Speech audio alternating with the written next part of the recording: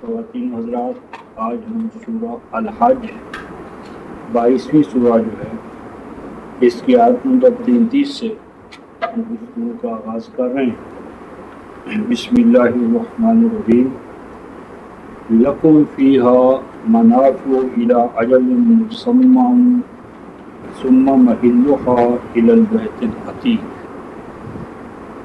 وَلِكُلِّ أُمَّةٍ جَعَلْنَا مَنْسَكًا لِيَذْكُرُوا اسْمَ اللَّهِ عَلَى مَا رَزَقَهُم مِّن بَهِيمَةِ الْأَنْعَامِ فَإِلَٰهُكُمْ إِلَٰهٌ وَاحِدٌ فَلَهُ أَسْلِمُوا وَبَشِّرِ الْمُخْبِتِينَ الَّذِينَ إِذَا ذُكِرَ اللَّهُ وَجِلَتْ قُلُوبُهُمْ وَالصَّابِرِينَ عَلَى مَا أَصَابَهُمْ وَالْمُقِيمِي الصَّلَاةَ وَمِمَّا رَزَقْنَاهُمْ يُنْفِقُونَ۔ صدق اللہ مولانا العظیم وبلغنا رسول النبی الکریم ونحن علی ذلک من الشاہدین الشاکرین والحمد للہ رب العالمین۔ رفقائے محترم، یہ آیات حج کے حوالے سے، حج اور حج ہمارا انٹرنیشنل بلکہ پوری نوع انسانی کو امن کی ضمانت فراہم کرنے کے لیے، پوری نوع انسانی کی ضروریات جو غذائی ضروریات ہیں ان کو پورا کرنے کے لیے، اور پوری نوع انسانی کی جو تعلیمی ضروریات ہیں، تعلیمی ثقافتی، ان کو پورا کرنے کے لیے، اور پوری نوع انسانی کے اندر جو راشننگ کا نظام، بالخصوص کپڑا، یعنی جسے آج ہم بنیادی ضروریات زندگی کہتے ہیں، تعلیم ہے، علاج ہے، بنیادی ضروریات زندگی ہیں، اور سب سے بڑا امن ہے۔ تو یہ بنیادی ضروریات زندگی کی فراہمی جو ہے رفقا محترم، یہ کتاب اللہ کے حوالے سے ہمارے مرکز پر، یعنی مرکز مخصوص بیت اللہ پر ان چیزوں کو یا ان کی ادائیگی کو لازم قرار دیا گیا ہے۔ اور یہ جو ادائیگی ہے آخر کار کس پر آئے گی؟ اس مرکز سے جو وابستہ افراد ہیں، اور وہ وابستہ افراد جو ہیں وہ سال میں اس کا محاسبہ کرنے کے لیے کہ وہ فرائض و واجبات کہاں تک ہم سے ادا ہوئے، کہاں ہم کوتاہی کر رہے ہیں، اور پھر پوری نوع انسانی جو ہے اس نے اپنے اس حق کا ہم سے مطالبہ کرنا ہے۔ تو ان مسائل کے حوالے سے یا ان فرائض و واجبات سے عہدہ برا ہونے کے لیے حج ہمارے سامنے آتا ہے۔ تو حج کے ضمن میں یہاں آج ہمارے سامنے جو آیات ہیں ان میں قربانی کا مسئلہ آئے گا، اور قربانی جو ہے رفقا محترم وہ اللہ کے لیے نہیں ہے۔ جانوروں کی قربانی اللہ کے لیے نہیں ہے۔ نہ اللہ تعالیٰ کو جانوروں کا گوشت چاہیے، نہ خون چاہیے، نہ کھالیں چاہیے۔ حتیٰ کہ دین جو ہے رفقا محترم وہ انسان کے لیے ہے، انسان دین کے لیے نہیں ہے۔ تو یہ جو حج اور قربانی ہے یہ انسان کے حوالے سے ہے۔ ایسا نہیں ہے کہ اللہ ان جانوروں کو ذبح کرنے سے خوش ہوتا ہے اور اس کے بعد پھر ہمیں حکم دیتا ہے کہ ہم اس کو مٹی میں دفن کر دیں، اور عرب کا زر مبادلہ جو ہے اس کو مٹی میں دفن کر کے آ جائیں اور پھر جشن منائے جی آج تو ہم حج کر کے آ گئے۔ تو حج کی مناسبت سے رفقا محترم میں چاہتا ہوں کہ ہم پہلے ایک مقام دیکھ لیں۔ سورہ المائدہ، 5ویں سورہ جو ہے سورۃ المائدہ، 5ویں سورہ المائدہ، آیت 97 سورۃ المائدہ کہ حج کا یا بیت اللہ کا مقام کیا تھا اور آج ہم کس مقام پر جا گرے ہیں۔ یہ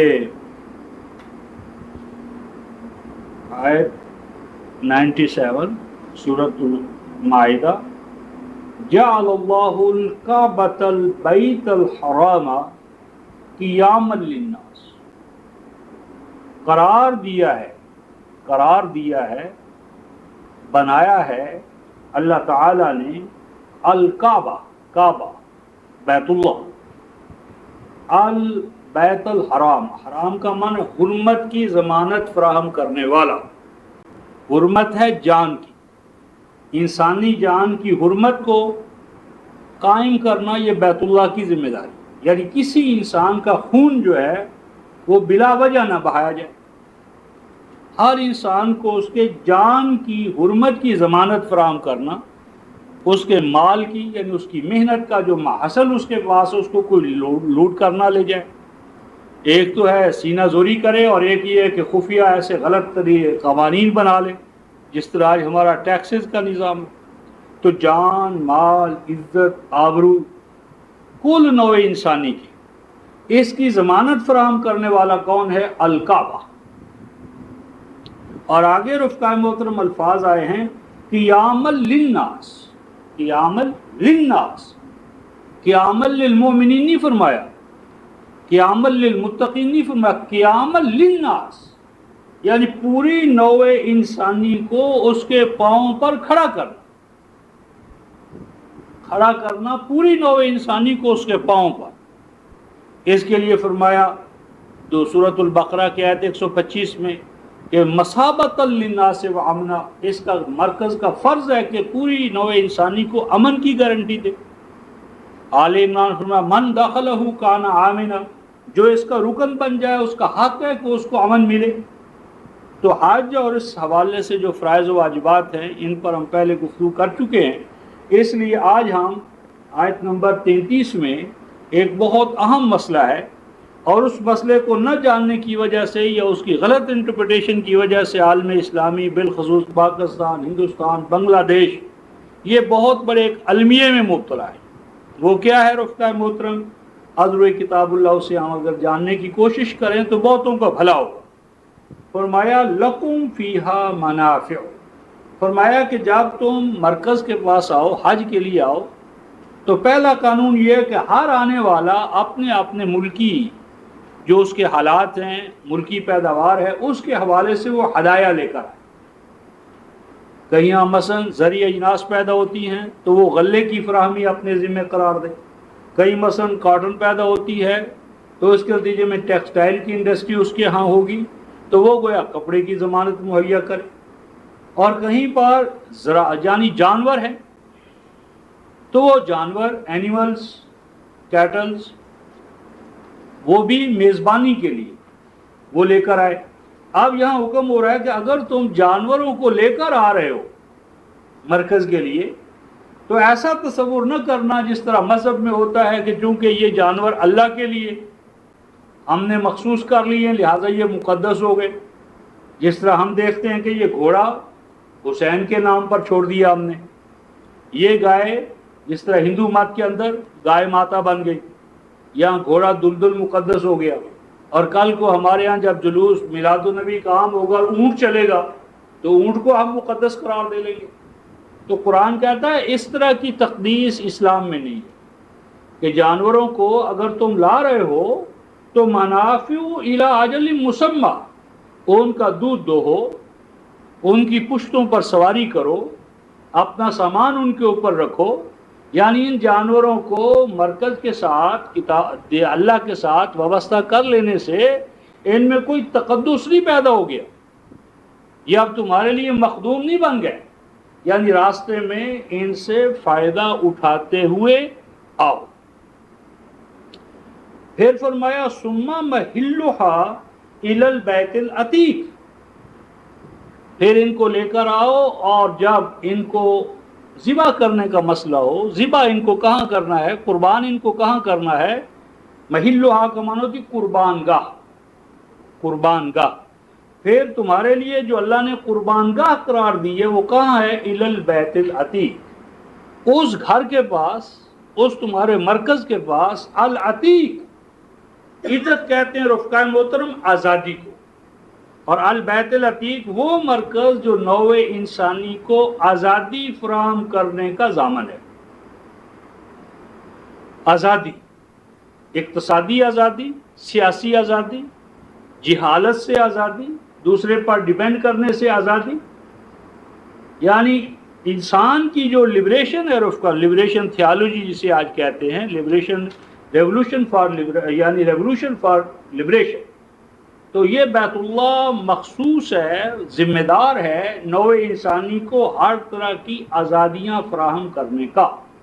اور اسی بیت اللہ کے اندر اس کے پاس، اس کے دائیں بائیں مہمانوں کی ضیافت کے لیے، ان کی ضروریات کو پورا کرنے کے لیے جانوروں کو قربان کرنا ہے. جانور قربان کرنے کھانے کے لیے اور کھلانے کے لیے، مٹی میں دفن کرنے کے لیے نہیں۔ اور دوسرا یہ کہ محل قربان گاہ جو ہے وہ صرف مکہ ہے۔ یہ جو ڈھاکہ، لاہور، بنگلہ دیش اور انڈونیشیا، یہاں پر جو ہم نے قربان گاہیں بنائی ہیں گلیوں میں، بازاروں میں، اور گانیاں بال کر ان کے ساتھ بڑی خوشی کا اظہار کر رہے ہیں، یہ قرآن میں نہیں ہے۔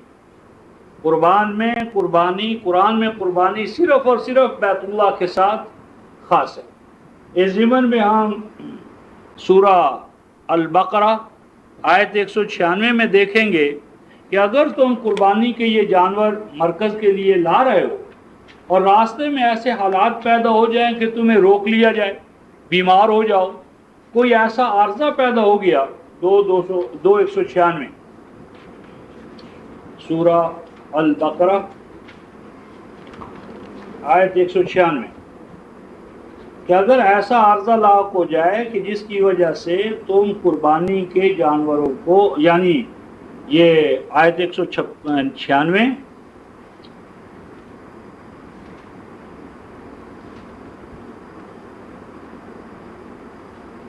یہ یہاں سے شروع ہوتی ہے، وَأَتِمُّ الْحَجَّ وَالْعُمْرَةَ لِلَّهِ۔ حج کا فریضہ ہائی تو ہے مقاصد خمسہ کے حوالے سے، اور العمرہ ہے عارضی اجتماعات، یعنی الحج ہے سالانہ، اینول، اور العمرہ ہے ہنگامی، یعنی ہنگامی جو تم سیشنز یا اجلاس بلاؤ۔ ایک ہے پرماننٹ جو سال بسال اوقات مخصوصہ کے اندر، مقرر شدہ اوقات کے اندر ہوں گے اجتماعات، اور دوسرے ہیں کہ جو ہنگامی ضرورت کے تحت تمہیں اجتماعات بلانے پڑیں۔ تو ان سب کا مقصد کیا ہے؟ للہ، ان سب کو اللہ کے لیے، یعنی بین الاقوامی یا نوع انسانی کی جو تمہارے اوپر ذمہ داریاں عائد کی گئی ہیں ان سے عہدہ برا ہونے کے لیے، ذاتی نمود کے لیے نہیں، نمائش کے لیے نہیں، اپنی قوم کو بلند کرنے کے لیے نہیں۔ اور آگے فرمایا رفقائے محترم، فَإِنْ أُحْصِرْتُمْ، اور اگر تم حج کے لیے آ رہے ہو اور تمہارے ساتھ قربانی کے جانور ہیں، تو اگر تم کسی طرح معصور ہو جاؤ، روک دیے جاؤ، بیماری ہو جائے، کوئی اور سفر میں ایسا عارضہ لاحق ہو گیا کہ تم آگے نہیں جا سکتے، تو قرآن کہتا ہے فَمَسْتَيْسَرَ مِنَ الْحَجِّ، تو وہ جانور جو تم اپنے ساتھ لائے ہو یا ساتھ تم نے رکھنے کا عہد کیا تھا، ان کو تم اپنے پاس نہ روکو، ان کو تم مرکز کو بھیجو۔ جو دوسرا قافلہ جا رہا ہے، وفد جا رہا ہے، دوسرا فد جا، اس کے ساتھ بھیج دو، اپنے پاس تم نہیں رکھ سکتے۔ یعنی ایسا نہیں ہے کہ وہ وہاں کریں گے تو ہم یہاں کر لیں، حج والے حج کے ایام میں وہاں کر رہے ہوں گے، ہم ان کے ساتھ مشابہت اختیار کر کے یہاں اختیار کر لیں گے، نہیں۔ قرآن کہتا ہے فَمَسْتَيْسَرَ مِنَ الْحَجِّ، جو تم نے میسر کی ہو، حالات کے تحت جو تم نے اویلیبل بنائی ہو، قربانی، ہدیہ، کوئی بھی کسی بھی شکل میں ہو، تو اس کو تم اپنے پاس مت روکو۔ اور آگے جو فرمایا وَلَا تَحْلِقُوا رُؤُوسَكُمْ حَتَّى يَبْلُغَ الْحَدْيُ مَحِلَّهُ، یہ ایک بہت عظیم حکم ہے رفقائے محترم۔ یہ جو جاہلی قومیں ہیں، ان کے اندر یہ قربانی کا تصور تھا کہ یہ پون دان کرنے سے پہلے، بالخصوص جانوروں کو قربان کرنے سے پہلے، یہ کیا کرتے تھے؟ اپنے بال مڈاتے تھے، کہتے تھے کہ سر کے بالوں کے اندر نجاست ہے، تو نجس جسم کے ساتھ، بالوں کے ساتھ ہم اللہ کے حضور قربانی کیسے گزاریں؟ تو قرآن حکماً بند کرتا ہے کہ یہ توہمات ہیں، ان میں مت پڑو۔ اور زمانہ جاہلیت میں جو تمہارے یہاں رسم تھی کہ پہلے سر مڈا لیا اور اس کے بعد قربانی کی، حتیٰ کہ بعض اوقات وہ اپنے جسم کا لباس بھی اتار دیتے تھے کہ ان جسم کے اوپر وہ لباس کو ہو جس میں ہم کل تک گناہ کرتے رہیں، فطرت کی اصل حالت پر آ جاؤ بغیر ننگے، اور پھر بال بھی وہ دور کرتے تھے۔ ہندوؤں کے اندر اب بھی یہ بات موجود ہے۔ تو قرآن کہتا ہے لا تحلقوا رؤوسکم، کہ اپنے سروں کو مت مڑاؤ، یہ جو سر مڑانے کی تمہارے اندر رسم ہے اس کو ختم کرو۔ اور آگے فرمایا حتی یبلغ الحدی محلہ، اگر یہ مڑانے ہیں تو اس وقت مڑاؤ جب تمہاری قربانیاں جو ہیں وہ قربان گاہ تک پہنچ جائیں. یعنی میری بات یہ ہے کہ ایسا اجازت نہیں ہے کہ ان کو راستے میں تم روک لو اور راستے میں جب ضرورت پڑے گی وہ وہاں کریں گے تم یہاں کر لینا. پھر اس ضمن میں رفقائے محترم ایک اور مقام ہم دیکھتے ہیں سورہ الفتح کہ جس وقت نبی پاک صلی اللہ علیہ وسلم کا قبضہ نہیں تھا بیت اللہ پر اور حج کا عمل معطل تھا کیونکہ کفار یا مشرک وہ حج کے انسانی فرائض کو کیسے ادا کرتے، انہوں نے تو پوجا پاٹ میں اس کو تبدیل کر لیا تھا. تو جب تک نبی پاک صلی اللہ علیہ وسلم کا قبضہ نہیں ہوا مرکز پر اور آپ نے صحیح معنی میں حج کے جو فرائض تھے اس کی تجدید نہیں کی، اس وقت تک مکہ کے بعد مدینہ منورہ میں قربانی کا عمل رکا ہوا تھا، معطل تھا، اس پر کوئی عمل نہیں ہو رہا تھا. ایسا نہیں ہے کہ بیت اللہ نہیں پہنچ سکتے چلو مدینے میں بیٹھے بیٹھے قربانیاں دیتے رہو. تو قرآن 48 سورہ الفتح اور آیت نمبر 26 میں یہ کہتا ہے، سورہ الفتح اور اس کی آیت ہے 48 ہم الذین کفروا، فرمایا یہ کافر وہی تو ہیں مشرک کافر کہ صدوکم عن المسجد الحرام، جو تمہیں روکے ہوئے تھے کہ تم پہنچ سکو حرمت والی مسجد یا مرکز پر. اور آگے ہے والہدی معکوفا ان یبلغ محلہ، اور کافر کہ ان کے بیت اللہ پر قبضے کی وجہ سے قربانیوں کا عمل، والہدی قربانیوں کا عمل معکوفا رکا ہوا، ملتوی، معطل، ان آرڈر نہ تھا، عمل درآمد اس پر نہ ہو رہا تھا. ان یبلغ محلہ کہ وہ قربانیاں قربان گاہ تک پہنچ سکیں اور وہاں ان کو قربان کیا جا سکے. یعنی ایسا نہیں تھا کہ وہ مدینے کے اندر نبی پاک صلی اللہ علیہ وسلم نے اس عمل کو جاری رکھا ہو، کیونکہ اس کا تعلق کس کے ساتھ تھا؟ بیت اللہ کے ساتھ تھا، مرکز محسوس کے ساتھ تھا. گلیوں اور بازاروں میں خواہ وہ مدینے ہی کی کیوں نہ ہو اور نبی پاک صلی اللہ علیہ وسلم بنفس نفیس موجود ہی کیوں نہ ہو تو بھی اس کو مدینے میں نہیں کرتا. اب اس کے بعد ارشاد فرمایا رفقائے محترم آیت نمبر 34 میں وَلِكُلِّ أُمَّةٍ جَعَلْنَا مَنْسَكًا لِيَذْكُرَ اسْمَ اللَّهِ عَلَى مَا رَزَقَهُم مِّن بَهِيمَةِ الْأَنْعَامِ.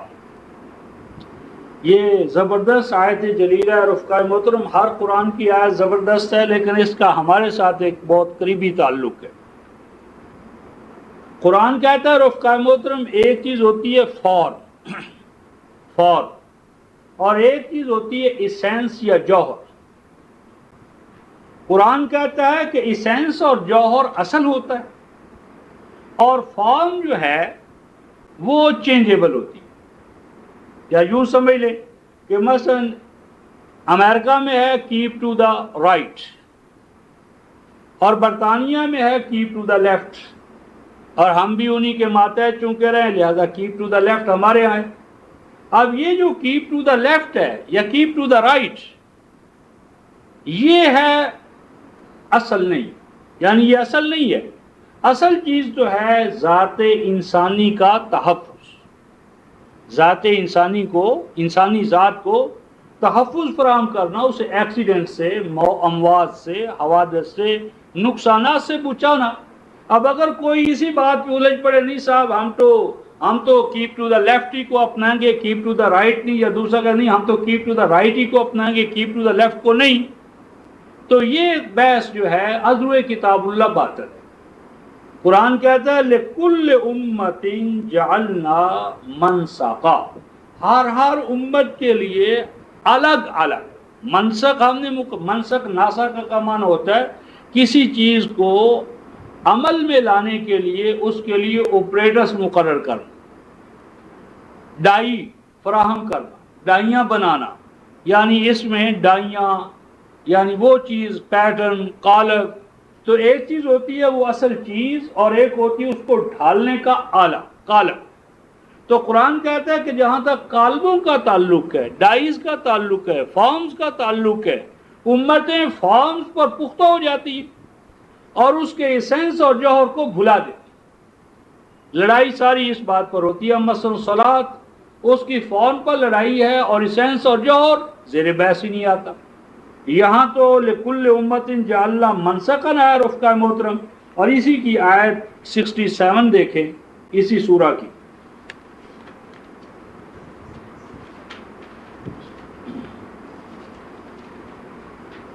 آیت نمبر 67 لکل امت جعلنا منسکن ہم ناسکوہ فلا ینازعنک فی الامر وادع الی ربک انک لعلی ھدی مستقیم۔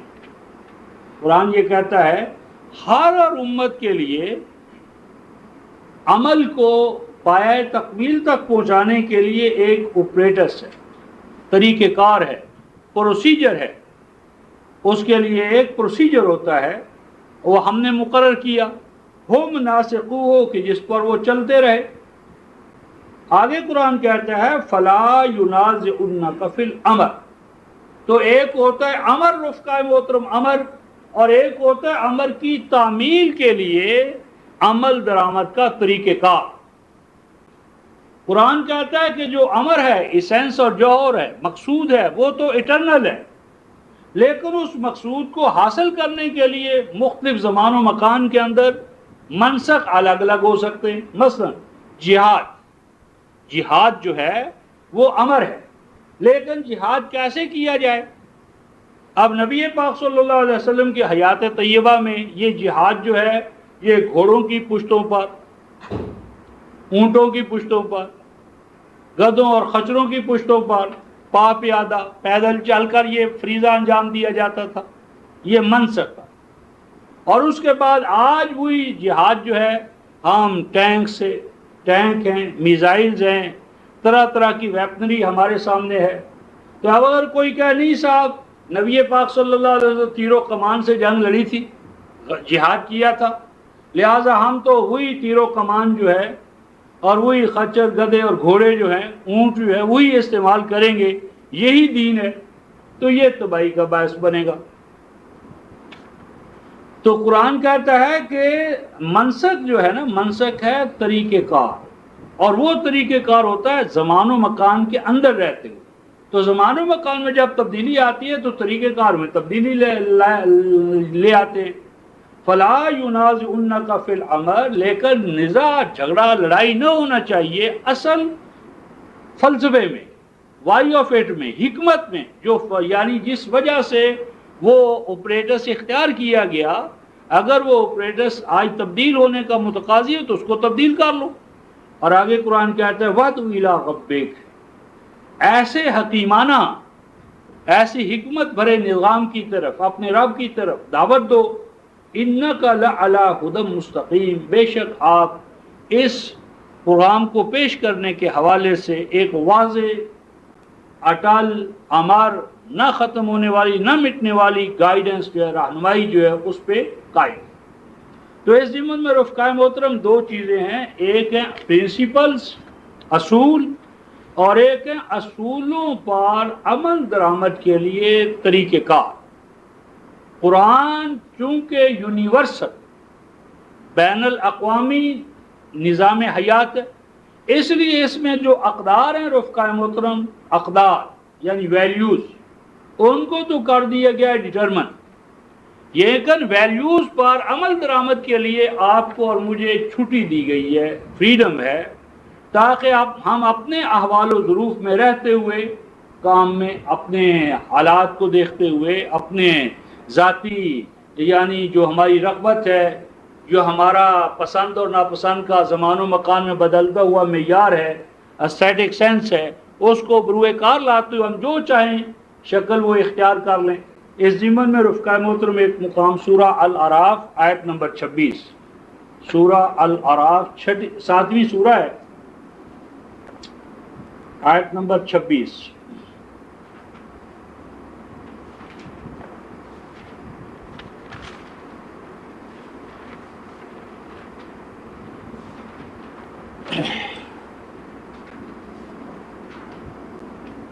سورہ الاعراف 7ویں سورہ آیت نمبر 26. قرآن کہتا ہے رفقا محترم یا بنی آدم، اے نو آدم، اے ابنائے آدم، قد انزلنا علیکم لباسا، بے شک پیدا کیا ہم نے تمہارے لیے لباس. اب یہاں لباس بھی بمانا تیار شدہ ریڈی میڈ لباس نہیں، لباس سے یہاں مراد ہے لباس کے وسائل، مثلا کاٹن ہے، اون ہے، پشم ہے، اور آج پٹسن اور اس طرح کی جتنی چیزیں ہیں ریشہ دار کے جن سے ہم یہ بنا سکتے ہیں. تو لباس سے مراد لباس کے اسباب، وسائل، ذرائع. اور اب لباس میں دو چیزیں ہیں رفقائے محترم، ایک تو لباس کا پرپز ہے اور ایک ہے اس کی شیپ. اب لباس کے اندر مثلا چادر ہے، دھوتی ہے، شلوار ہے، پاجامہ ہے، پینٹ ہے، نیکر ہے، پتلون ہے، کتنی اس کی شکلیں ہیں. دین میں رفقائے محترم جو لباس کی شکلیں ہیں یہ داخل نہیں ہے. ہر شکل دین کی ہے بشرطے کہ اس کی روح اور سپرٹ کو ہم اصل مانیں.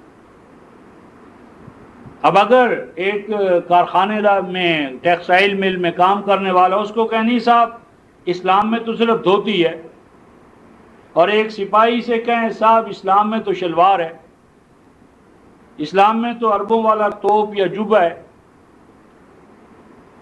ایک کسان کو کہیں یہ عربوں والا جبہ پہن کر وہ ہل چلائے، ٹریکٹر چلائے. تو قرآن کہتا ہے کہ لباس میں کیا ہے، یواری سوآتکم وریشا، لباس میں صرف دو چیزوں کا التزام کیا جائے گا. وہ کیا؟ نمبر ایک یواری سوآتکم، ایک تو اس کا یہ فنکشن ہے کہ وہ سرما اور گرما سے آپ کو بچائے. سوآت موسمی تغیرات، تبدیلیاں، سرما اور گرما کے حالات. تو ٹھنڈک میں ٹھنڈک سے محفوظ رہنے کے لیے اور لباس ہوگا، گرمی سے اور لباس ہوگا. پھر اس سوآت کا معنی شرمگاہیں، تو شرمگاہوں کو ڈھانپنے کے لیے، یعنی ایسا لباس نہ ہو کہ جس میں جو ہماری سیکسول ارج ہے یا سیکسول آرگنز ہیں وہ اور زیادہ ہمیں سیکسی بنائیں. تو ایسا لباس کہ جس کے اندر سرما اور گرما کے تقاضوں کو پورا کرنا اور ہمارے سیکس کے حوالے سے جو اس کے آرگنز ہیں ان کو ڈھانپنا، چھپانا، یعنی اس میں جسم تو ڈھمبے لیکن وہ ہمارے اندر سیکسول ارج جو ہے وہ بیدار نہ ہو کہ وہ معاشرے کے اندر ایک فساد کی طرف ہمیں لے جائے. نمبر دو فرمایا وریشا، دین اور مذہب کا فرق. مذہب تو کرتا ہے بس لباس تو پہنو لیکن بڑا بدنما، ٹھیک ٹھاک پینٹ شلوار قمیض پاجامہ پہنا ہے، جو ہی اللہ کے حضور میں آتا ہے تو اسے اوپر چڑھانا شروع کر دیتے. اوپر چڑھاؤ اس کو. بھئی کیوں؟ اللہ کو کیا ہے تمہارے ساتھ؟ قرآن کہتا ہے وہ لباس کیا ہے، ریشہ. لباس ایسا پہنو جس میں ایستھیٹک سینس ہو. ریش کہتے ہیں زیبائش، تمہارے حسن کو دوبالا کرے، تمہیں مزید بیوٹیفائی کرے. اور ایسا لباس کہ جس سے پہلے سے بھی زیادہ تم بدنما نظر آنے لگو. شرعی لباس ہے جی. یعنی ایک دوست کے پاس، بادشاہ کے پاس جاتے ہیں تو شکلوں کو ٹھیک ٹھاک، لباس کو ٹھیک ٹھاک، اور رب کے حضور میں آتے ہیں تو بنے بنائے چہروں کو، بنے بنائے لباس کو بگاڑنا شروع کر دیتے.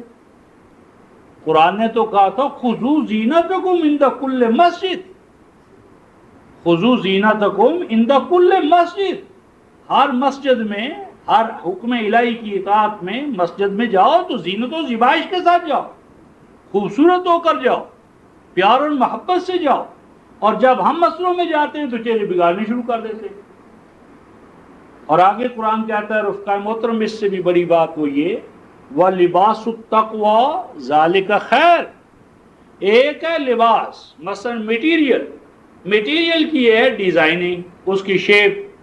قرآن کہتا ہے اہم بات یہ ہے کہ اگر تم نے وہ جو لباس کا میٹیریل ہے جس کی شیپ ڈیزائن تم نے پرفیکٹ کی ہے، لیکن اگر وہ جو مال یعنی کپڑا یعنی اون یعنی پشم یعنی اور جو وسائل ہیں، اگر وہ تم نے اللہ کی نافرمانی حاصل کر کے میٹیریل حاصل کی ہے سلب کی ہے، چھینا ہے، غصب کیا ہے، محنت نہیں کی، دوسرے کی محنت کو ہتھیا لیا ہے، اس طرح کرنی قربانی، اور وہ کس طرح؟ دوسرے کا بکرا چرا کر، بکرا کسی کا چرا لیا اور مولوی صاحب سے بسم اللہ کی چھری چلائی اور 3 حصے کر لیے جی، ایک اپنے لیے، ایک اقارب کے لیے اور ایک اللہ کے لیے، تو کیا اس کا ثواب ہوگا؟ اگر نقطۂ آغاز میں اللہ کی نافرمانی ہے تو ثواب کہاں آئے گا؟ تو یہ جو لباس التقوی ہے، یہ 2 معنی میں یہاں قرآن کہتے ہیں۔ ایک تو یہ کہ اپنے لباس کو جو میٹیریل ہے اسی پہ نہ رک جاؤ، اپنی ذات میں جھانک کر یہ بھی دیکھو کہ تمہارے اندر تقوی کا لباس بھی ہے یا نہیں۔ یعنی ہم باہر نکلنے سے پہلے دیکھتے ہیں بھئی شیشے کے سامنے، آئینے کے سامنے جاتے ہیں، کہیں چہرے پر کوئی ایسی بدنما داغ دھبا، کوئی ایسی بات تو نہیں جس سے دوسرا فیل کرے گا، لیکن یہ کبھی نہیں دیکھتے کہ ہماری روح پر جو اندر کا ہمارا انسان ہے اس پر تو کہیں داغ دھبے ڈھیروں ڈھیر گند اور غلاظت نہیں ہے۔ تو ظاہر کا جو فیس ہے اس کو تو ٹھیک ٹھاک براق کیا ہوا ہے، اور اندر کا جو باطنی انسان ہے وہ ڈھیروں ڈھیر مٹی میں غلاظت میں دبا ہوا ہے۔ تو یہ دین نہیں ہے۔ لباس التقوی، فرمایا کہ تقوی کا لباس اس ظاہری لباس سے بھی بڑھ کر اہمیت اللہ کی آیات سے۔ قرآن حکیم تمہیں تقوی کا لباس دے گا، یعنی جو میٹیریل لباس ہے وہ تو تمہیں فیکٹری سے ملے گا، کارخانے سے ملے گا، درزی کی دکان سے ملے گا، اور تقوی والا لباس تمہیں ملے گا کہاں سے؟ اللہ کی آیات سے، اللہ کے قرآن سے۔ اس کے لیے تمہیں قرآنک سسٹم جو ہے اس کو اپنے ہاں انفورس کرنا ہوگا، اور اللہ کی آیات تمہیں لباس تقوی سے آراستہ کریں گی۔ لعلہم یذکرون، یہ دونوں تقاضے پورے کرو گے تو پھر تم دین کے حامل بنو، اس سے ذکر جو ہے وہ تمہارے اندر نفوذ کر جائے گا۔ میری بات یہاں یہ تھی رفقائے محترم کہ ایک ہے لباس، شکل، فارم، تو شکل اور فارم کو قرآن نے کھلا چھوڑا، کیوں کہ یہ چینجنگ ویلیو میں آتا ہے، زمان و مکان میں اور پیشے کے حوالے سے تبدیل ہو جاتا ہے، لیکن جو اس کی اسینس ہے، جوہر ہے، مقصود ہے، وائی آف اٹ ہے، وہ انچینجیبل ہے۔ تو قرآن ہر عمل میں جو اس کا پرپز ہوتا ہے اس کو کرتا ہے متعین، اور پرپز کی اچیومنٹ کے لیے جو آپریٹرز یا پروسیجر یا فارم یا شیپس ہوتی ہیں ان کو کھلا چھوڑ دیتا ہے۔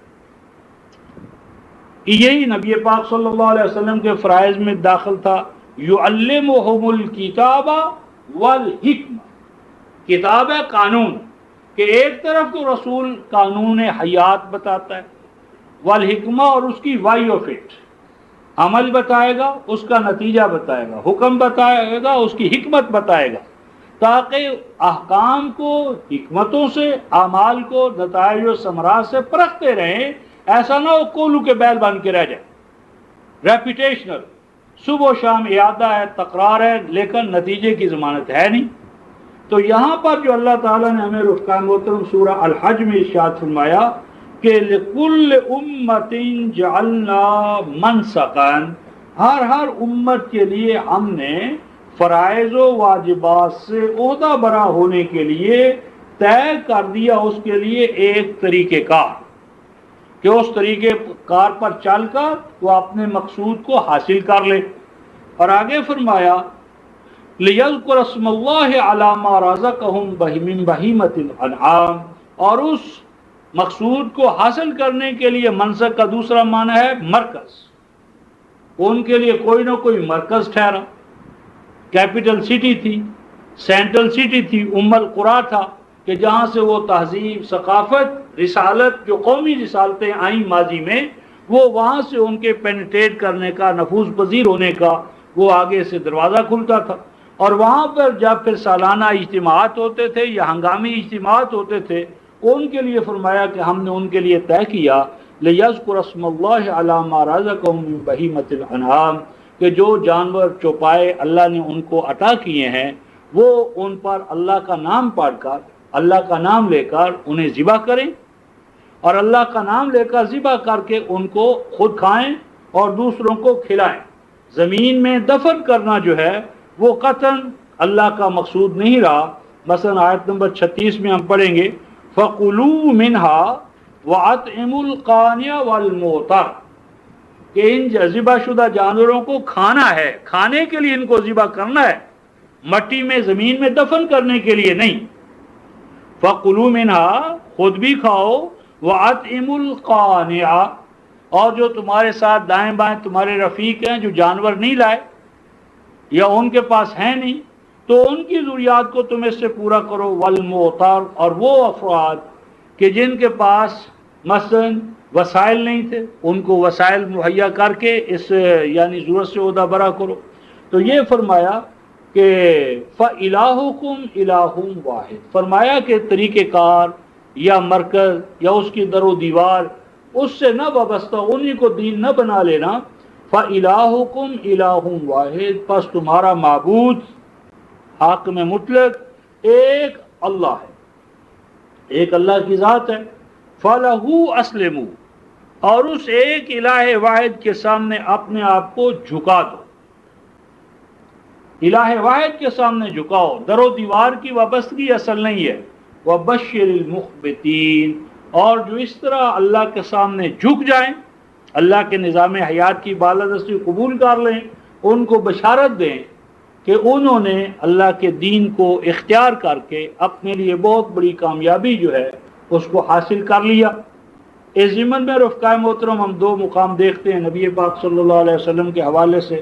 سورہ الانعام آیت 159، سورہ الانعام آیت 159، جس میں نبی پاک صلی اللہ علیہ وسلم کا جو شعار ہے، طریقہ کار ہے، اس کی اس حوالے سے قرآن رہنمائی ہماری کرتا ہے۔ سورہ الانعام آیت 159، قل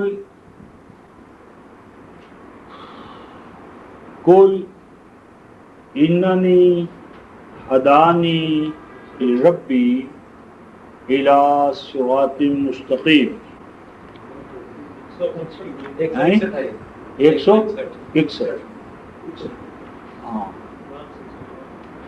161، قل اعلان کرو اننی ہدانی ربی، یہ جو ہم کہتے ہیں رفقائے محترم اہدنا الصراط المستقیم، اور کہ اللہ ہمیں سیدھا راستہ دکھا، اور یہی جو اہدنا الصراط المستقیم ہے وہ نبی پاک صلی اللہ علیہ وسلم کی بھی یہی دعا ہے۔ تو جب ہم کہتے ہیں اللہ ہمیں سیدھا راستہ دکھا، یعنی گویا دیکھا نہیں ہے اور اب ہم دیکھنا چاہتے ہیں، تو کیا نبی پاک صلی اللہ علیہ وسلم جب یہ دعا مانگتے ہیں تو وہ بھی یہی کہتے تھے کہ اللہ مجھے سیدھا راستہ دکھا؟ صحابہ بھی یہی کہتے تھے، اور ہم جو صلاۃ ادا کر رہے ہیں کیا یہ الٹے راستے کی ہے؟ تو اہدنا الصراط المستقیم کا معنی یہ نہیں ہے رفقا سیدھا راستہ دکھا، بلکہ اس صراط مستقیم پر چلنے کے نتائج و ثمرات سے ہمیں مالا مال کر۔ سیدھا راستہ، ساری زندگی سیدھے راستے پر چلتے رہے، منزل نہیں پہنچے، ڈیسٹنی یا گول حاصل نہیں کیا۔ سیدھا راستہ کیا معنی رکھتا ہے؟ سیدھے راستے پر ساری عمر چلتے رہیں، منزل نہ آئے، منزل رسیدگی۔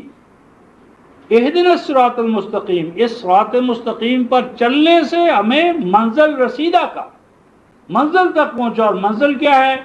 ہر خوف سے اور ہر حزن سے آزاد ہو۔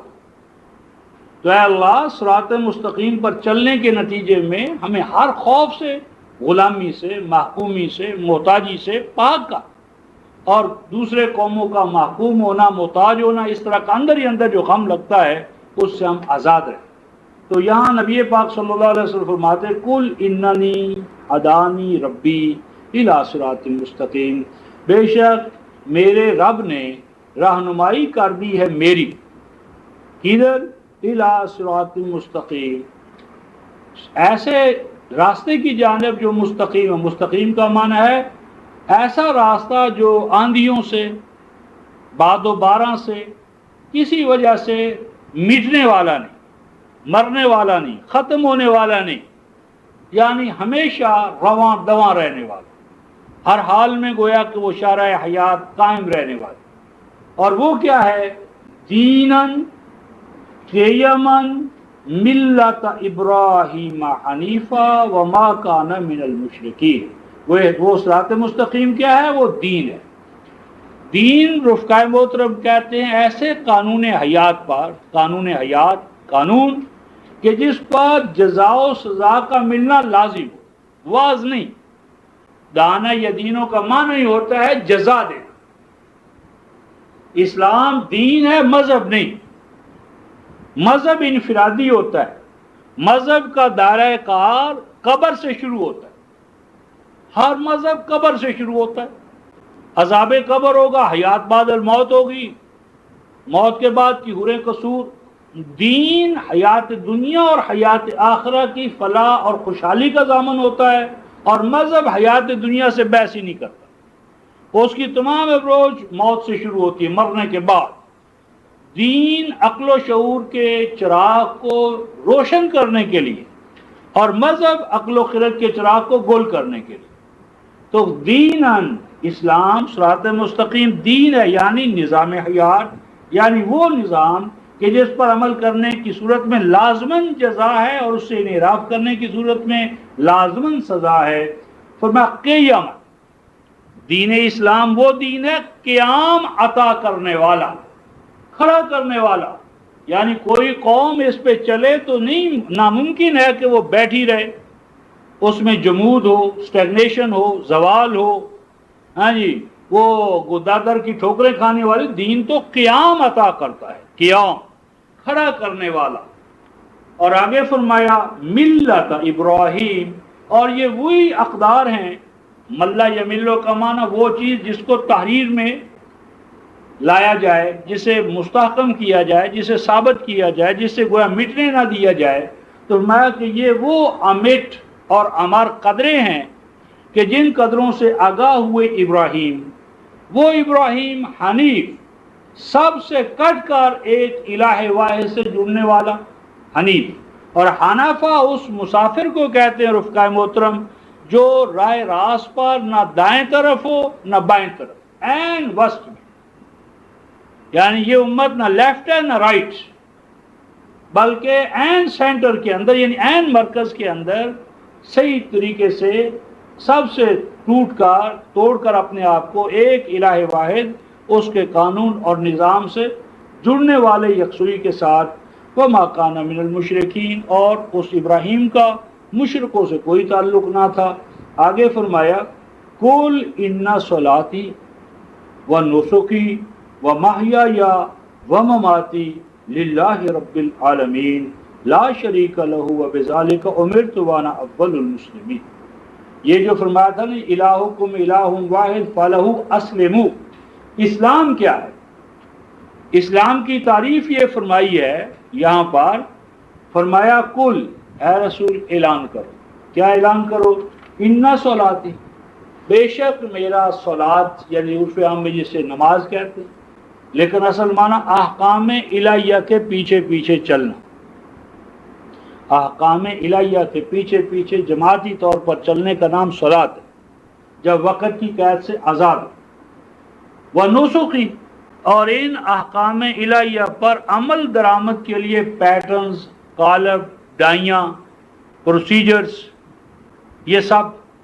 و محیای، اور میرا زندہ رہنا. و مماتی، اور میرا اپنے لیے موت کو دعوت دینا. للہ رب العالمین، یہ سب کا سب میں وقف کر چکا ہوں اس اللہ کے لیے جو تمام اقوام عالم کی ربوبیت کرنے والا ہے. یعنی گویا رفقائے محترم جب تک کہ ہمارا اٹھنا، بیٹھنا، سونا، جاگنا، یعنی زندہ رہنا اور مرنا، مریں تو اللہ کے لیے، زندہ رہیں تو اللہ کے لیے، چلیں تو اللہ کے لیے، بیٹھیں تو اللہ کے لیے. تو جب تک ہر لمحے پر اللہ کی حکمرانی کی چھاپ نہ لگ جائے ہم مسلم نہیں ہیں. فرمایا لا شریک لہ، ان احکام الہیہ کے اوپر عمل کرنے میں نہ رکاوٹ میری بیوی بن سکتی ہے، نہ بچے، نہ وطن، نہ علاقہ.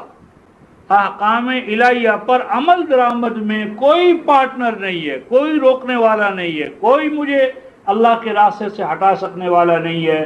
وَبِذَالِكَ أُمِرْتُ، اور مجھے تو اسی دین اسلام کا حکم دیا گیا ہے۔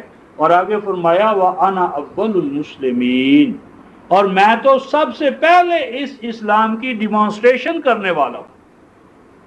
یہ عملی زندگی میں سب سے پہلے میں اس کو نافذ کروں گا اپنی زندگی میں۔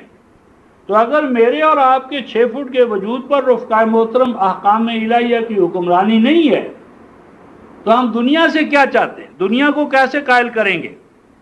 پہلے میرے اور آپ کے وجود پر احکام الہیہ کا غلبہ ہوگا، پھر یہ دنیا کو مشاہداتی طور پر ہم دکھا سکیں لو بھائی ہم نے تو اپنے آپ کو احکام الہیہ کے لیے سرنڈر کیا ہے۔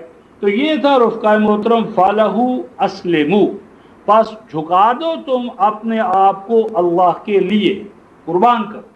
سب سے پہلے قربانی ہے رفقائے محترم میرے اور آپ کے نفس کی۔ بکرے کی چھترے کی قربانی سے پہلے اپنے نفس امارہ کو قتل کر۔ تو اگر نفس امارہ ہمارا قربان نہیں ہوتا، بیت اللہ میں جا کر، حج میں جا کر نفس امارہ پر حرام کی حکمرانی ہے، اللہ کے قوانین کی خلاف ورزی کی حکمرانی ہے، احکام الہیہ کو پامال کرنے کی اس کی عادت ہے، تو 2-4 چھترے دے دینا کوئی مشکل نہیں ہے۔ تو سب سے بڑی قربانی ہے رفقائے محترم نفس امارہ کی۔ تو جب تک نفس امارہ کو ہم مومن نہیں بناتے، اس کو اللہ کے لیے قربان نہیں کرتے اللہ کی رضا کے لیے، تو کوئی قربانی جو ہے وہ ان دا لانگ رن ہمیں نجات و سعادت سے ہمکنار نہیں کر سکتے۔ تو فرمایا اب ہم سورہ الحج کی آیت 34 پر ہیں، وَبَشِّرِ الْمُخْبِتِينَ، اور آپ بشارت دیں ان کو کہ جو اپنے آپ کو قربان کرتے ہیں اللہ کے لیے۔ اللہ کے لیے اپنے نفس کو قربان کرنے والے کو بشارت ہے۔ تو نفس تو اگر موٹا ہو رہا ہے، وہ قربانی کرتا بھی اس لیے ہے کہ دنیا میں اس کی نمائش ہو، گاڑیاں ڈال کر، رنگ طرح طرح کے لگا کر گلیوں بازاروں میں ان کو گھما رہا ہے، اور ایک ایک پر کتنی کتنی وہ قیمتیں لگ رہی ہیں آپ کے سامنے ہیں۔ تو قرآن کہتا ہے مخبتین کون ہے رفقائے محترم؟ آیت 34 اوپر لا لکھا ہوا ہے۔ مخبتین کون ہیں؟ الذین اذا ذکر اللہ واجلت قلوبہم، یہ وہ لوگ ہیں کہ جب ان کو اللہ کا ذکر کرایا جاتا ہے، ذکر اللہ، جب انہیں ذکر اللہ کا کرایا جاتا ہے، واجلت قلوبہم، تو ان کے دل اور دماغ کے اندر وجل آتا ہے۔ وجل، وجل کیا ہے رفقائے محترم؟ واجلا یاجل وجلن، کسی ایسی چیز کو جو خوفناک ہو، مثلا اس کو دیکھ کر انسان پسینے میں ڈوب جاتا ہے۔ پسینہ کیا ہے؟ بند مساموں کا کھل جانا، بند مساموں کا کھل جانا۔ وجل ہے رفقائے محترم بند چشموں کا جاری ہو جانا، یعنی وہ چشمہ کہ جس کے اوپر ہم نے بند باندھا ہوا تھا وہ کھول دیں۔ واجلت قلوبہم، یعنی اہل ایمان وہ ہیں کہ جب ان کو اللہ کا ذکر کرایا جاتا ہے تو ان میں جو خابیدہ صلاحیتیں ہوتی ہیں، ان کے قلوب، اذہان، جسم، جان، ان کے اندر جو بند باندھے ہیں مذہبی پیشوائیت نے، طرح طرح پر جو ان کے لیے رکاوٹیں کھڑی کی گئی ہیں، وہ اللہ کے ذکر سے وہ رکاوٹیں ٹوٹنا شروع ہو جاتی ہیں۔ انسان کے اندر جو بے پناہ امکانات ہیں، خابیدہ صلاحیتیں ہیں، خابیدہ صلاحیتوں کے چشمے پھوٹنے لگتے ہیں۔ واجلت قلوبہم، دل دماغ ایک نئی کیفیت میں آ جاتا ہے، جسم میں نئی طاقت آ جاتی ہے، ہاتھ اور پاؤں میں نئی قوت آ جاتی ہے، یعنی وہ سراپا علم اور عمل بن جاتے ہیں۔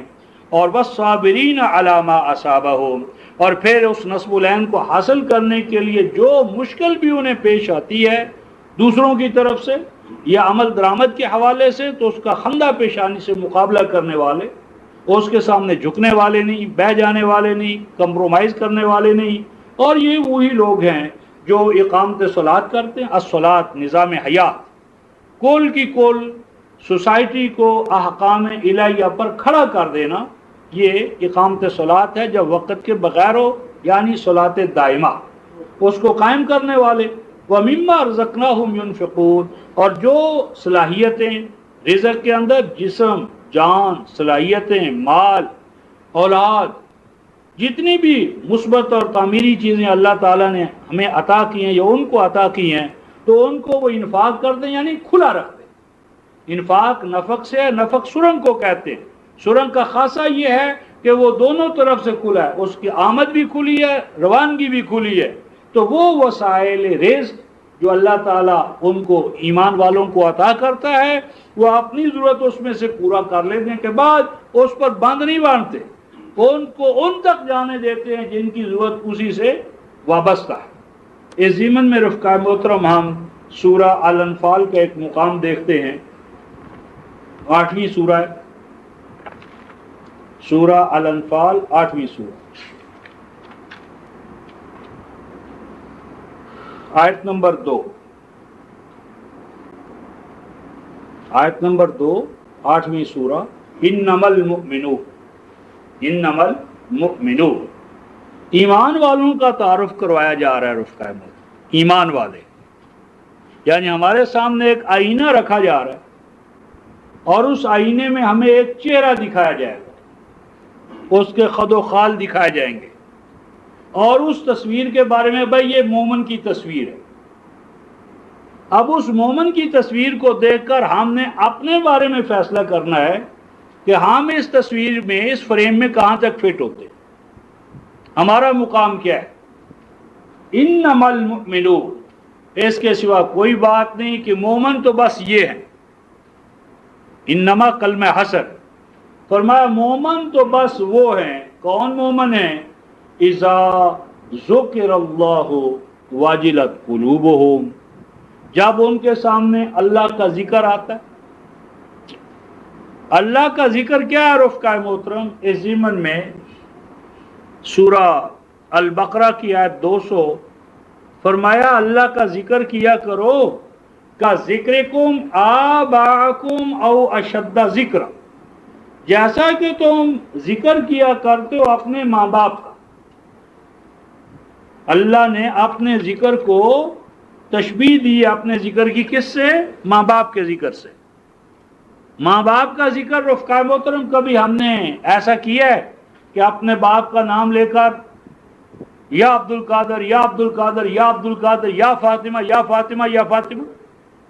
ماں باپ کا تو نام لیتے ہوئے انسان کہتا ہے خلاف ادب ہے، اور اللہ کا ذکر کر رہا ہے یا اللہ یا اللہ یا رزاق یا رزاق۔ ماں باپ کا نام لیتے ہوئے حجاب ہو اور اللہ تعالیٰ کا نام لیتے ہوئے اس کو کہا یہ اللہ کا ذکر ہے۔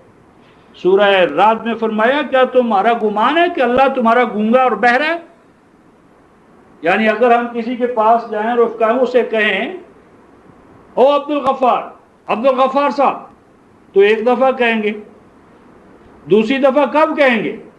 جب ہمارا گمان ہوگا کہ شاید اس نے توجہ ہماری طرف نہیں کی، اور تیسری دفعہ جب ہم کہیں گے تو کب کہیں گے؟ یہی غلط فہمی ہوگی کہ ابھی شاید آواز نہیں سنی، اور اگر آپ کو پتہ چل جائے کہ آواز تو اس سے سن لی ہے، توجہ نہیں دے رہا، تو کیا پھر بھی آپ آواز دیں گے؟ پھر سمجھیں گے بھائی ملاقات نہیں کرنا چاہتا، ملنا نہیں چاہتا، رسپانس ہی نہیں آ رہا۔ تو انسانوں کی دنیا میں تو رفقائے محترم دوسری اور تیسری دفعہ بلانا ہی ہم نہ چاہے، اور اللہ جو علیم بکل شے ہے، سمیع بصیر ہے، اس کو اونچی اونچی آواز سے یا اللہ یا اللہ۔ قرآن کہتا ہے کہ ذکرکم آباءکم، ذکر اللہ کیا ہے رفقائے محترم؟ باپ کا ذکر کیا ہے؟ باپ کا ذکر بتاتا ہے کہ تمہارا باپ ایک ہی ہے۔ کوئی باپ ہے، کوئی بیٹا ہے جس کے دو باپ ہو، کوئی بیٹا ہے جس کی دو مائیں ہوں۔ اللہ کا ذکر ہے توحید، ذاکر اللہ، اللہ کا ذکر کرنے والا موحد ہے، اور جو ہے ہی مشرک اسے کیا خبر کہ اللہ کا ذکر کیا ہوتا ہے۔ اذا ذکر اللہ، جب اللہ کی توحید مومن کے سامنے آتی ہے اور وہ توحید دل دماغ میں اتر جاتی ہے، واجلت قلوبہم، تو اس توحید کے نتیجے میں ذات انسانی میں نفخت فیہ من روحی فقعوا لہ ساجدین، انسان کے اندر جو پاسبلٹیز، امکانات کی دنیا آباد کی گئی ہے، امکانات کے چشمے جو ذات انسانی میں رکھے گئے ہیں، وہ اس توحید کے نتیجے میں چشمے ابلتے ہیں. اندر کی توحید یعنی توحید اندر کی صلاحیتوں کو ابھارتی ہے اور اندر کے خوابیدہ چشمے رواں ہو جاتے ہیں. اور آگے فرمایا وَإِذَا تُلِيَتْ عَلَيْهِمْ آيَاتُهُ زَادَتْهُمْ ایمانا. یہ مومنوں کا دوسرا وصف ہے رفقائے محترم کہ جب تلاوت کی جاتی ہے ان کے اوپر ان کے سامنے اللہ کی آیات کی تو پھر کیا ہوتا ہے زادتہم ایمانا. تو جتنے ایمان کے ساتھ وہ پہلے اس مجلس میں آئے تھے اب ایمان اس سے کہیں بڑھ کر ہوتا ہے جب وہ تلاوت آیات سے بہراور ہو جاتے. اور اگر رفقائے محترم گئے جی قاری صاحب آئے ہیں قاری عبد الباسط عبد الصمد مرحوم تلاوت ساری رات سنتے رہے قرات ساری رات سنتے گئے لیکن ایمان و یقین میں ذرہ برابر اضافہ نہیں ہوا. وقتی طور پر نعرے لگا رہے تھے سبحان اللہ اللہ اکبر. عذاب کی آیتوں پر بھی رفقا میں سبحان اللہ آیتیں عذاب والی پڑھی جا رہی ہیں اور داد دی جا رہی ہے الگ سبحان اللہ اللہ اکبر. تو آیتیں رحمت کی ہوں یا عذاب کی دونوں کے لیے سبحان اللہ. تو قرآن کہتا ہے رفقائے محترم مومن وہ ہے کہ جب اس کے سامنے اللہ کی آیات کی تلاوت ہوتی ہے تو اس میں کیا ہوتا ہے رفقائے محترم ان کے ایمان میں اضافہ ہوتا ہے. تلاوت رفقائے محترم پڑھنے کو نہیں کہتے. تلون بکری گائے بھینس اونٹنی اس بچے کو کہتے ہیں کہ جس وقت وہ اپنی ماں کے پیچھے پیچھے چلنے والا ہو اور اگر ماں کہیں دور بھی چلی جائے تو اس کے نشانات پاک کو دیکھ کر اپنے ماں کا تعاقب کرنے والا پیچھا کرنے والا اس تک پہنچنے والا. تلوت التالی پیچھے پیچھے چلنے والا. تولیت علیہم آیاتو جب ان سے اللہ کے احکام کی اطاعت و فرما برداری کروائی جاتی ہے زادتم ایمانا تو وہ پریکٹیکل ڈیمانسٹریشن جب آیات الہیہ کا ہوتا ہے. جس طرح مثلا ہم نے استاد سے تھیوری پڑھی کہ بھئی اتنی آکسیجن اتنا ہائیڈروجن امیزہ کیا ہوگا پانی.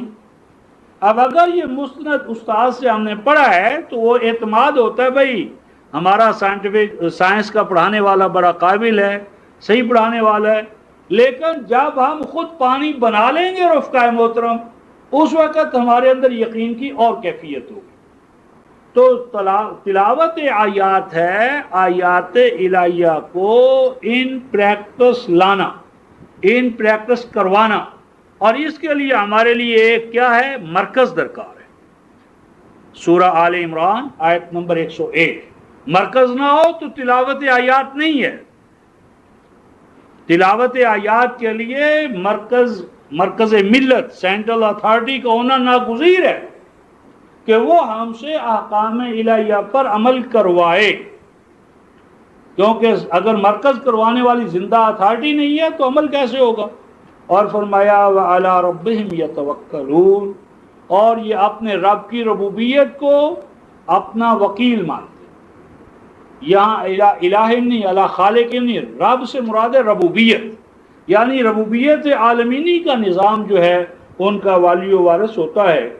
اور یہ وہ لوگ ہیں جو الصلاۃ کی اقامت کرتے ہیں. یہاں بھی چونکہ صلاۃ وقت کی قید کے بغیر ہے لہٰذا اس کا معنی ہوگا ایسا اجتماعی نظام کہ جس میں ہر فرد احکام الہیہ پر اس کے پیچھے پیچھے چلنے پر پابند ہو. وَمِمَّا رَزَقْنَاهُمْ يُنْفِقُونَ اور یہ وہ لوگ ہیں کہ جن کو ہم وسائل معیشت میں جو کچھ دیتے ہیں اس سے اپنی ضرورت پورا کر لینے کے بعد بقیہ کو کھلا رکھتے ہیں. اور آگے فرمایا اولئک هم المؤمنون حقا یہ ہیں حق کے سچے اور پکے مومن. فرمایا انہی کے لیے ہیں اللہ تعالیٰ کے ہاں بلند سے بلند درجات اور ان کے لیے ہے پروٹیکشن مغفرت پروٹیکشن ورزق کریم. اور صرف روٹی نہیں کیونکہ روٹی تو جیل خانے میں بھی مل جاتی ہے. رزق کریم ایسی روٹی ایسی گویا وسائل معیشت کے جس میں ان کی ذات انسانی جو ہے اس کی ڈگنیٹی اور کرامت اس کا تحفظ کرتے ہوئے اس ضمن میں صرف ایک آیت پیش کر کے ختم کرتا ہوں رفقائے محترم. یہ جو سورہ البقرہ ہے اس کی آیت نمبر 219، سورہ البقرہ آیت نمبر 219. اس 219 آیت کا ہم دوسرا حصہ لے رہے ہیں. وَيَسْأَلُونَكَ مَاذَا يُنْفِقُونَ، اور یہ لوگ خود اگر مومن ہیں تو خود آ کر آپ سے سوال کریں گے ماذا ينفقون، کہ ہم نے کتنا انفاق کرنا ہے، کتنا اپنے لیے رکھنا ہے. تو قرآن کہتا ہے رفقائے محترم قُلِ الْعَفْوَ، جو تمہاری ضرورت سے زائد ہے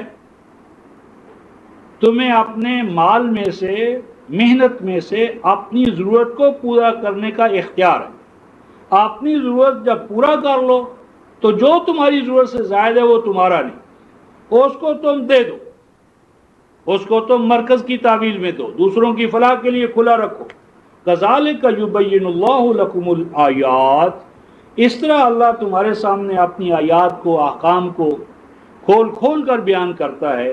لعلکم تتفکرون فی الدنیا والآخرہ، تاکہ تمہارے اندر سوچنے سمجھنے کی صلاحیت پیدا ہو جائے، حال کے حوالے سے بھی مستقبل کے حوالے سے بھی. الدنیا حال، الآخرہ مستقبل. جسم کے تقاضوں کو بھی سوچو، جان کے تقاضوں کو بھی سوچو، حال بھی سوچو، مستقبل بھی سوچو، حیات دنیا کے مسائل کو بھی حل کرو اور حیات آخرہ کے بھی. اس طرح رفقائے محترم ہم سورہ الحج جو ہے اس میں جو آیات ہم نے تلاوت کی تھی اس کے نئے شیڈول کے مطابق اس کو یہاں ختم کرتے ہیں. جس طرح پچھلی مجلس مشاورت میں فیصلہ ہوا تھا کہ درس تو ہوگا 1 گھنٹے کا، اور آدھ گھنٹے کا جو بقیہ ٹائم ہوگا ہمارے پاس وہ ایک تو ہراول دستے کے حوالے سے، دوسرا سوال و جواب کے حوالے سے، تاکہ جو درس سے متعلقہ سوالات ہیں ان کو ساتھ کے ساتھ پیش کیا جائے، تاکہ کوئی ایسا پہلو کہ جو درس کے دوران پچھنا رہ گیا ہو اس کی مزید وضاحت کی جائے، تاکہ علی وجہ البصیرت ہم اس موقف کو آگے لا سکیں. تو آخر دعوانا ان الحمد للہ.